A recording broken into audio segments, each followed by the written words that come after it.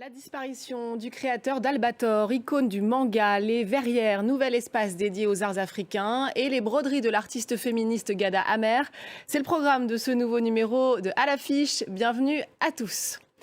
Une balafre, un bandeau sur l'œil, une cape noire et rouge, Albator, le corsaire de l'espace, fut l'icône de toute une génération fan de ce dessin animé culte des années 80. Il avait été ensuite porté sur grand écran dans une version 3D.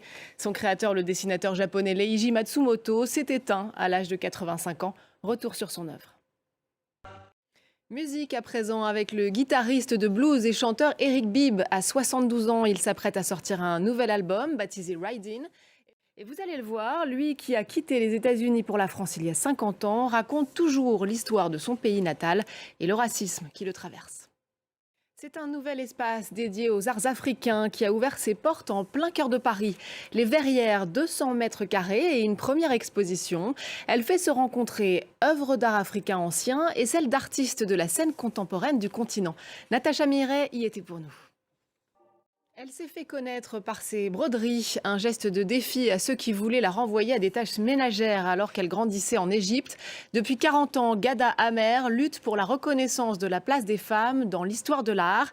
Le Mucem de Marseille lui consacre une grande rétrospective jusqu'en avril prochain. Reportage de Julien Sauvaget. Et c'est la fin de cette émission. Merci à tous de l'avoir suivi. N'oubliez pas de nous retrouver sur france24.com ainsi que sur tous nos réseaux sociaux. On se quitte avec les œuvres de David Hockney à voir au musée Garnet d'Aix-en-Provence. Une centaine de toiles du peintre britannique réunies grâce à un prêt exceptionnel de la Tate Gallery de Londres. Je vous laisse découvrir et vous dis à très vite.